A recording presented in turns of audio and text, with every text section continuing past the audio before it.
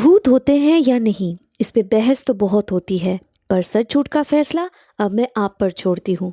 तो स्वागत है आपका घोस्ट स्टोरीज इन हिंदी में, जहाँ मैं हूँ आपकी होस्ट विदिशा। और अब से हर हफ्ते शुक्रवार को आप मुझे सुन पाएंगे एक्सक्लूसिवली ऑन स्पॉटिफाई। आज ही घोस्ट स्टोरीज इन हिंदी को स्पॉटिफाई पे फॉलो करें और बेल आइकन को दबाना ना भूलें, जिससे मेरी हर कहानी आप सुन सकेंगे सबसे पहले। धीरे धीरे वो दोनों अंदर जाते हैं और फिर दरवाजे को बंद करते हुए दुबक कर कमरे के एक कोने में जाकर बैठ जाते हैं। चारों तरफ धूल की परत जमी हुई थी। कुछ टूटे फूटे सामान और मकड़ियों के जाले भी दिख रहे थे। मैथिली ने अपने स्मार्ट वॉच पे देखा कि रात के 12 बज चुके थे। भूख और प्यास के मारे उन्हें नींद भी नहीं आ रही थी। आंखें मूंद कर कुछ पल ही गुजरे होंगे कि उन्हें एक दिल दहला देने वाली चीख सुनाई दी। आ आ हाँ हाँ, ये कौन चिल्लाई? पता नहीं, पर आवाज तो आई अभी। ये लाइट क्यों ब्लिंक कर रही है? अरे अरे देख, धीमी होती जा रही है ये बल्ब। यार कहीं बुझ ना जाए। आ आ आ फिर से वही चीख। मैथिली, ये चीख यही कहीं आसपास से आ रही है। मुझे कुछ ठीक नहीं लग रहा है यहाँ पे। आ आ आ यार मैं देखती हूँ जाकर, तू टेंशन मत ले। मैथिली ने दिलासा देते हुए मोबाइल का टॉर्च ऑन करके कहा। पायल के लाख मना करने पर भी वो नहीं मानी। उसका मानना था कि कोई शायद मुसीबत में हो सकती है, शायद उसे उनकी मदद की ज़रूरत हो। पायल को वहीं बिठाकर मैथिली उस आवाज़ को जहाँ से आते हुए सुन रही थी उसी तरफ बढ़ने लगी। घर के बाहर पीछे की तरफ चलते ही उसे ज़मीन पे लकड़ी का बना हुआ एक फर्श दिखा, जिस पे एक हैंडल लगा हुआ था। उस हैंडल को खींचते ही एक सुरंग सा दिखा मैथिली को। सुरंग से नीचे पहुंचने के लिए सीढ़ियां बनी हुई थी। उन सीढ़ियों से धीरे धीरे मैथिली नीचे उतरती गई, और जैसे जैसे वो नीचे उतर रही थी उसे कुछ अजीब सी बदबू आने लगी। आखिरकार सीढ़ियां खत्म होने पर वो जिस कमरे में जाकर पहुंची वहाँ पे भी रोशनी बहुत कम थी, पर उन्हीं से उसने आस पास देखना शुरू किया तो उसके डर के मारे बोलती ही बंद हो गई। दीवारों पे कुछ शेल्व्स बने हुए थे। उनमें रखे हुए थे कुछ ग्लास जार्स, जिन्हें करीब से देखने पर मैथिली को खून से सनी हुई ह्यूमन ऑर्गन्स दिख रहे थे। किसी में आंखें, किसी में इंसानी उंगलियां, तो किसी में अथरियां, और इसी तरह हर एक जार को देखते हुए जैसे ही वो पलटी उसके होश उड़ गए। उसकी आंखों के सामने एक कुर्सी पे खून से लथपथ जो चीखे जा रही थी, उसका चेहरा उसे आखिरकार नज़र आ चुका था। वो किसी को यहाँ पे ऐसी हालत में देखेगी, ऐसा उसने कल्पना भी नहीं किया था। उसे देखते ही मैथिली की ज़ुबान से बस एक ही लफ्ज निकला, सितारा। उसकी आवाज़ सितारा के कानों तक पहुंचते ही उसने अपनी पलकें उठाई, पर वो शायद उसे देख ही नहीं पा रही थी, क्योंकि उसकी आंखों की जगह बस काले जमे हुए खून के धब्बे थे। चेहरे पे जगह जगह किसी नोकीली चीज से खरोचा गया था। इस वक्त कोई शख्स काले जैकेट और बादामी ट्राउज़र में उसके ठीक सामने बैठा हुआ था। उसके हाथों में उसने सितारा का एक हाथ थामा हुआ था। गौर करने पर मैथिली को मालूम पड़ा कि वो आदमी सितारा के उस हाथ की बची हुई आखिरी उंगली को काटने के लिए तैयारी कर रहा था। मैथिली को महसूस करते हुए सितारा ने अपनी सारी ताकत लगाकर कहा, भाग भाग जा यहाँ से, जल्दी।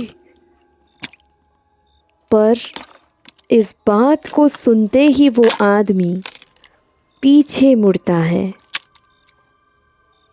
बड़ी सी शक्ल थी उसकी, पूरे शक्ल पे मोटे मोटे दाने निकले हुए थे। एक आंख आधी खुली आधी बंद थी और होठों पे तिरछी सी एक मुस्कुराहट।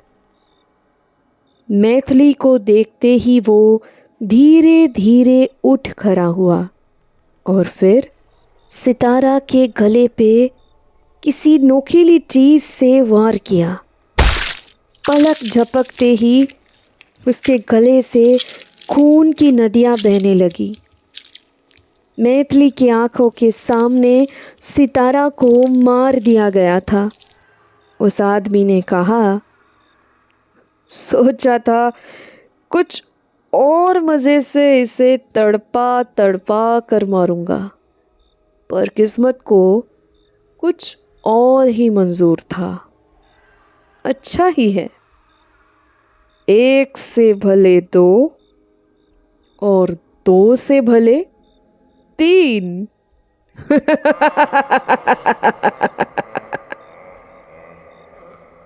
मैथिली तुरंत सीढ़ियों से दौड़ते हुए वहाँ से बाहर निकल आई और बाहर निकलते ही उसे वहाँ पे पायल दिखी।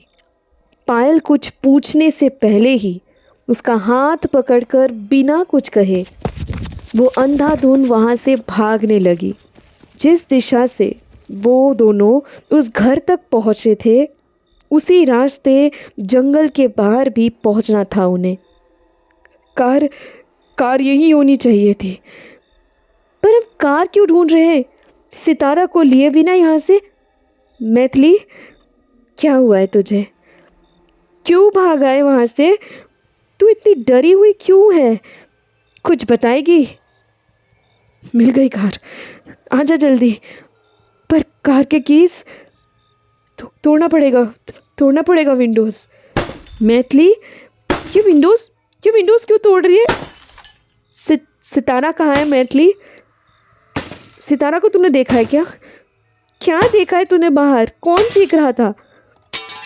कार के विंडो को तोड़कर बड़ी दिक्कत से कार में जाकर बैठती है मैथिली और कहती है, जल्दी से अंदर आकर बैठ, सब बताती हूँ, please trust me.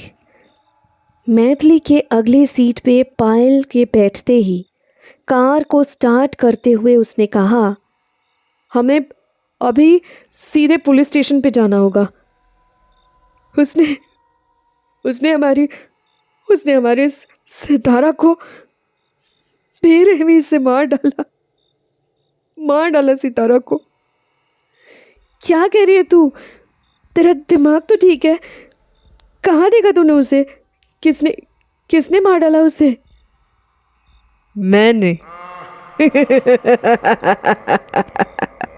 Rear view mirror से बैक सीट पे उसी भयानक आदमी को बैठे हुए देखा मैथिली ने, और तभी उसका ध्यान भटक गया।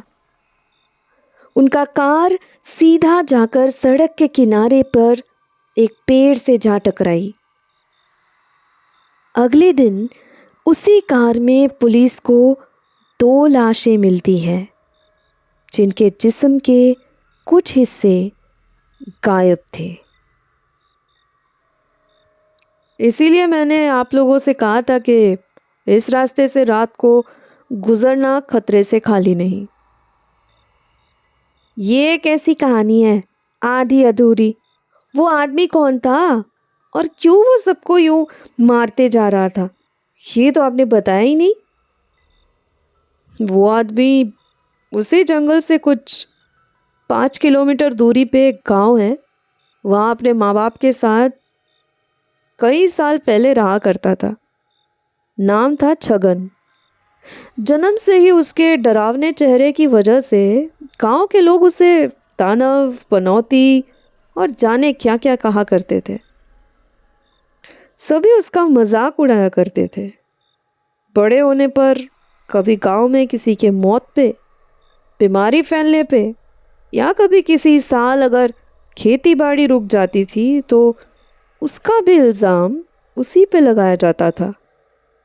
एक बार ऐसे ही बेबुनियाद इल्ज़ाम लगाते हुए गांव वालों ने पंचायत बिठाकर उसे गांव से बाहर निकालने का फैसला किया। पंचायत में फैसला सुनाने वाले को घूरता रहा छगन।